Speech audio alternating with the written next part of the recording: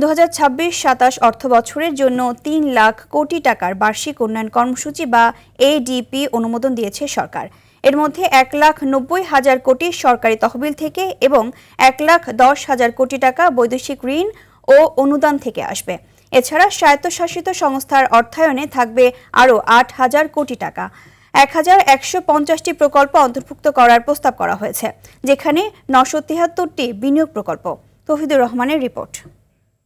তিব্বত কদুর তেল চুলকে করে শক্ত আর মজবুত, ঠান্ডা মাথায় ভালোবাসার জয়। আসছে বাজেটে অর্থনীতির পুনর্গঠন, রাষ্ট্র সংস্কার এবং বৈষম্যহীন আর্থসামাজিক উন্নয়নে বার্ষিক উন্নয়ন কর্মসূচি এডিবিকে অত্যন্ত গুরুত্ব দিচ্ছে সরকার। কারণ গেল কয়েক বছর ধরে অর্থনীতির প্রায় সব সূচক মারাত্মক নেতিবাচক অবস্থায় রয়েছে।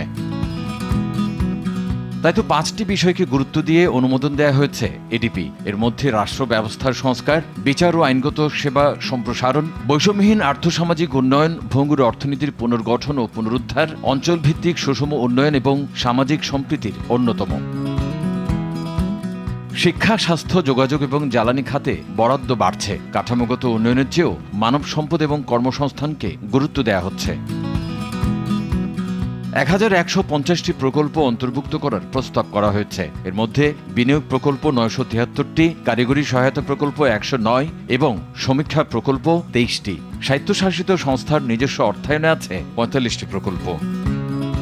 এডিপির মোট আকার 3 লাখ কোটি টাকা। সরকারের নিজস্ব অর্থায়ন 1,90,000 কোটি, বৈদেশিক ঋণ ও অনুদান থেকে নেওয়া হবে 1,10,000 কোটি টাকা, আর সংস্থার নিজস্ব অর্থায়নে যোগান দেওয়া হবে 8,000 কোটি টাকা। মন্ত্রণালয় বিশেষ উন্নয়ন ও সামাজিক উন্নয়ন সহায়তা মিলিয়ে 1,18,288 কোটি টাকা থোক বরাদ্দ রাখা হয়েছে। সরাসরি প্রকল্প ভিত্তিক বরাদ্দ রাখা হয়েছে 1,81,000 কোটি টাকা। যোগাযোগ ও পরিবহন খাতে 50,000, শিক্ষা খাতে 47,000 এবং স্বাস্থ্য খাতে বরাদ্দ রাখা হয়েছে 35,000 কোটি টাকা। বিদ্যুৎ ও জ্বালানি খাতে 32,000, গৃহায়ন খাতে বরাদ্দ রাখা হয়েছে 20,000 কোটি টাকা। স্থানীয় সরকার বিভাগে 33,000, সড়ক পরিবহন ও মহাসড়ক বিভাগের জন্য 30,000 কোটি টাকা বরাদ্দ রাখা হয়েছে।